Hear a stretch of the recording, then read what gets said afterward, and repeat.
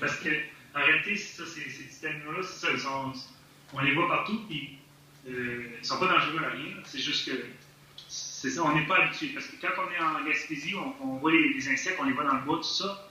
Mais quand c'est dans notre maison, les portes sont barrées, les portes sont fermées, tout ça, les fenêtres sont fermées, on a moins de chances d'avoir des insectes dans la maison.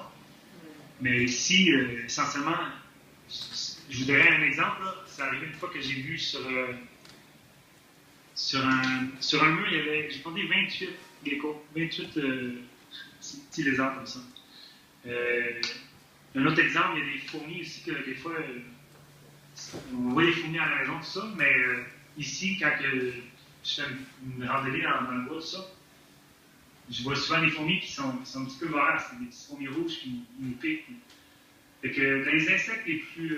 Pas les insectes, mais les animaux les plus bizarres, j'ai vu des belles tortues, ça c'est pas bizarre, c'est super beau. J'ai vu des bébés requins. J'ai vu.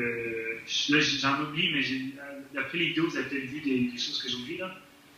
Mais ce qui est. L'autre côté qui est vraiment comique, c'est les choses que les gens mangent ici, des fois. Je sais pas si vous avez déjà vu ça.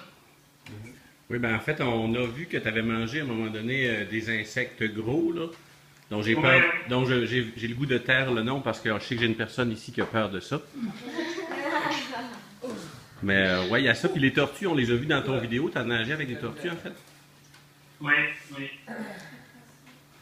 Fait que je prends juste le temps, puisque je suis en train de te filmer, David, d'expliquer que tu es live en direct de Bangkok, en Thaïlande. Oui. Puis on a un petit entretien avec toi juste pour savoir où t'en es, qu'est-ce que t'en fais. Je te remercie de collaborer à ça, c'est super gentil. C'est ça, les envolants?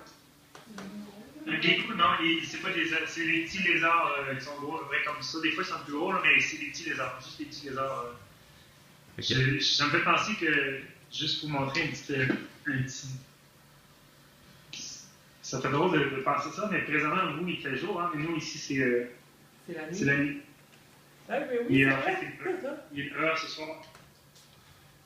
Fait que c'est ça. Je vais juste montrer ça parce que le décalage, il y a une réalité qui est intéressante à discuter. Oui, il est 11h de plus, puis on a une question de la part de Nathaniel ici. Oui. Ben, est-ce qu'il y a un endroit dans ton voyage où tu as eu peur?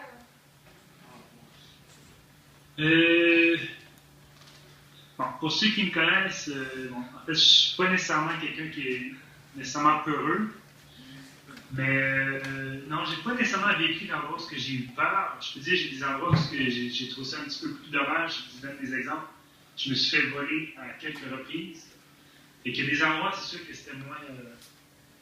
Je me sentais moins sécure de rester à ces endroits-là parce qu'on me disait OK, faites attention, si vous louez un vélo, ben, faites attention de le barrer comme il faut parce que sinon on peut le faire voler. Ça, c'est ça. Ça m'est arrivé de me faire voler à quelques reprises, ce qui fait que.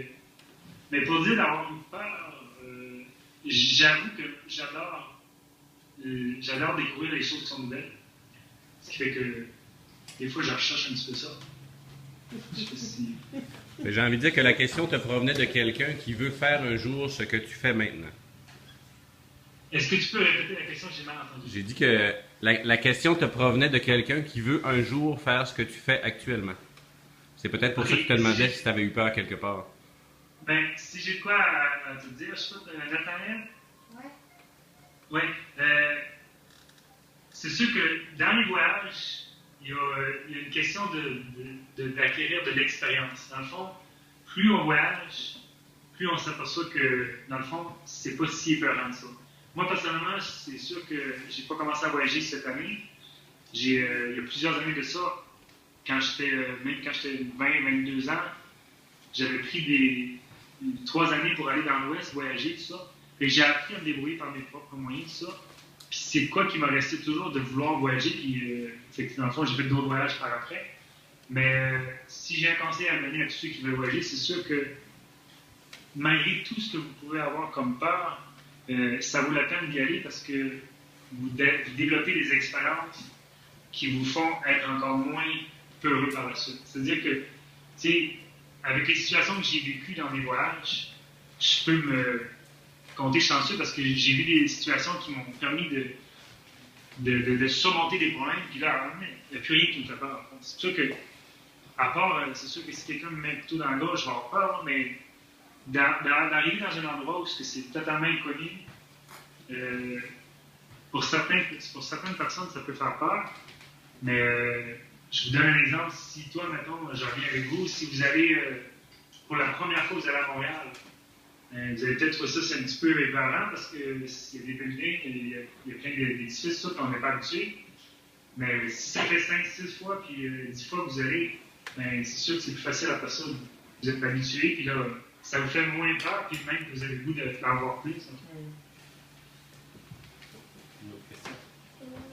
Que je vous invite à.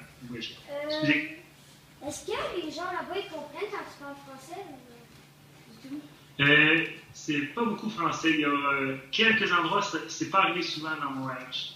La plupart du temps, c'est l'anglais qui sert de langue intermédiaire. Si j'arrive dans un endroit, comme mettons au Vietnam, quand les gens parlent pas, la plupart des gens ne parlent pas nécessairement français, et que quand je peux parler en anglais avec ces personnes-là, on se débrouille comme il faut.